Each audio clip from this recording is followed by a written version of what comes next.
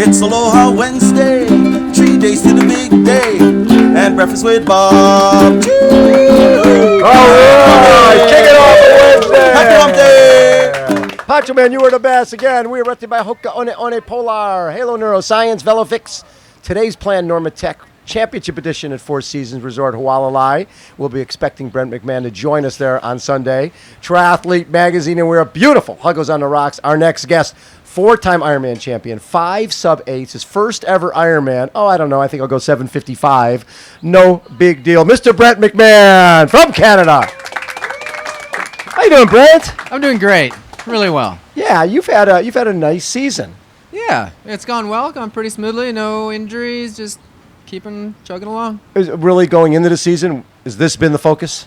Yeah, definitely. But I also had the opportunity to race Ironman Canada this year, which you won. Yeah, that was a big one. That was the first Ironman I ever watched, and Was it really? Yeah. How long ago was that? I don't know, a long time Yeah, ago. okay. I'm getting old, so it was a while ago. You don't know old. Sorry. You have no idea. My shoes are older than you are, okay? Come on now. I wish. So talk a little bit about you've Xterra. You're doing Xterra a week after this. I think you've been 9th here, right? Yep. Yeah. First year. First year. And last year you get stung by a jellyfish before the swim even starts, just warming up. Yeah. Not the best start to a 8-hour day. Well, but, especially when you put your whole season into it. Well, exactly, but that's why, this year I decided to do Ironman Canada because, Kona is the important race and the main goal, but I also want to do some other races that I really want to do each year, and because you never know what's going to happen in Kona, and you never know what's going to happen as an athlete. It's you don't know, so you got to do stuff you enjoy doing and have a good journey along the way to the big goals. Well, it's funny, as a few different athletes were saying, in the past I put all my eggs in a Kona basket. After June I didn't race, and then you come here and you're flat, or you just don't have your day. And so having that race a month out, where you'd be doing a long workout anyways. Yep. So why not race? Well, exactly, and I had time to recover and take a little break and then train up, and I've been on Maui for a month now, and so I've gotten used to the heat and tested everything I need to get ready for Kona, and so I feel really good coming in. And when somebody runs as fast as you do, you're always going to be a threat here on this island. What is it about this place that has been sort of challenging for you? Do you think?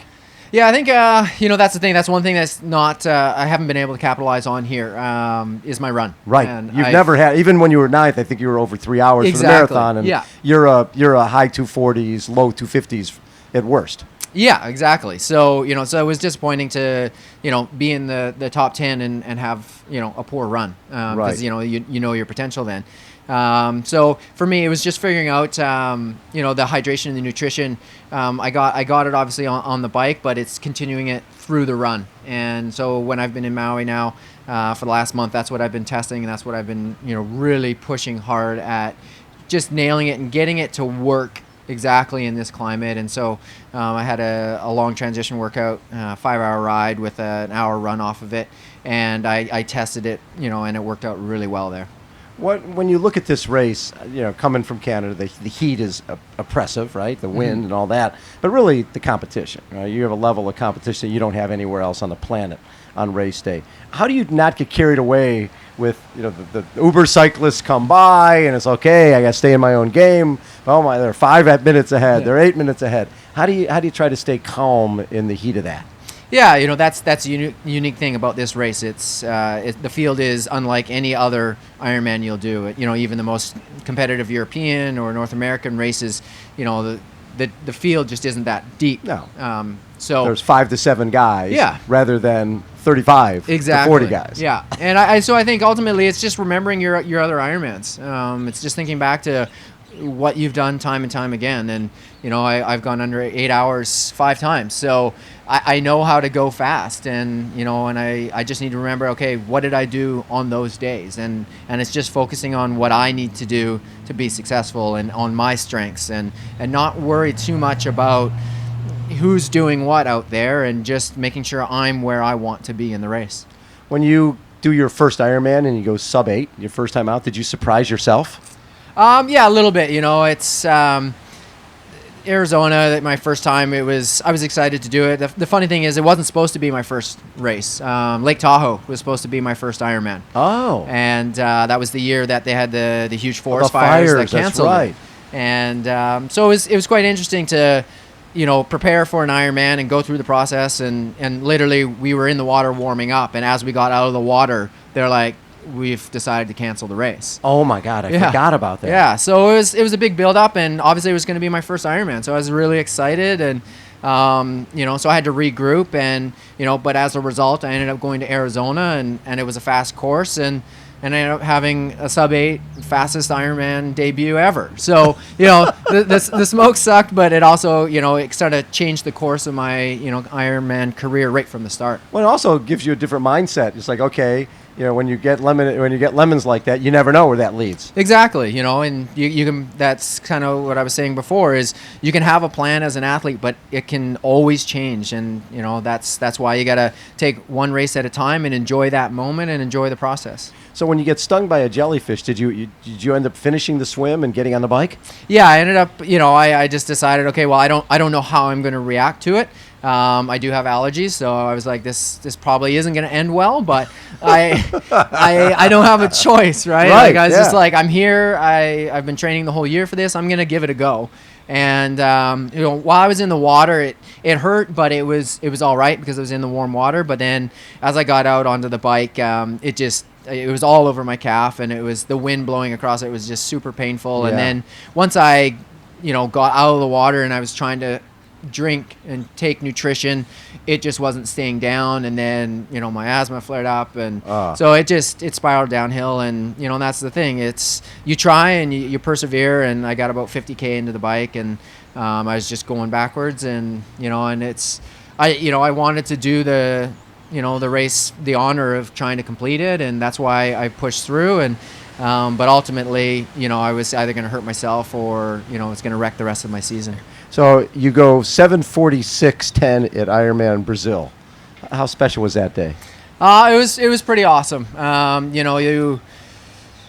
an athlete, you look for those days where everything just flows and clicks, and you're able to push as hard as your mind wants to go, and you're not resisted by your body. And that year in Brazil, I was just able to do that. I was able to keep the foot on the gas, and I was able to tack on the bike and break away, but then also keep riding hard. And and then I got on the run, and I just got into really great rhythm, and it just kind of motored along. And we had great conditions. It was cool, it was wet, so it was everything you needed to go real fast. That was just 2 years ago, so obviously that's still there, right? That potential to have that type of day, and that's when you go to the starting line. That's sort of what you draw on.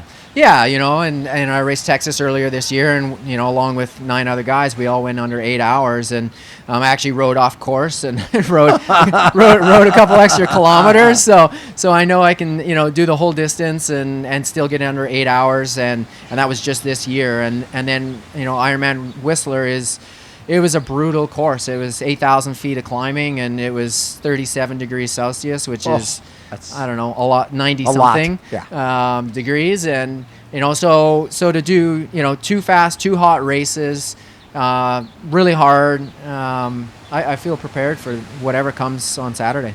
Well, and when you look at this race, do you look at the other guys? Do you sit down and go, okay, I know that I'm going to be out of the water with these guys, because you've raced them all. Mm-hmm. I'm going to be out of the water with these guys. We're going to ride, and then eventually so-and-so is going to go by, or we're going to go by these guys.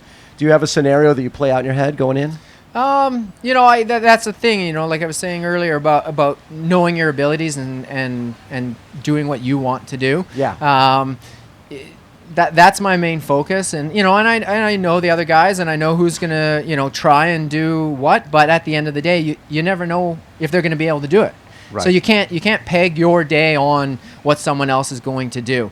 The strong cyclists are gonna get away. Is that going to be 4 of the strong cyclists, or is that going to be 1 strong cyclist? So I can't decide my day on what may or may not happen. So I've got my plan, and it's the same plan as all my Ironmans, is swim at the front, stay at the front on the bike, and then put my run down. And then a week after this, you'll be going to Xterra. Yeah, back over. Well, we now get 2 weeks. It used to be it's 2 weeks. It used to be a week apart. Oh, so a little recovery. So, yeah, I got time to have a beer and. Will you stay over here, or you go home? No, I actually. Well, I've been in Maui for the last month, so I'll just go back over to Maui.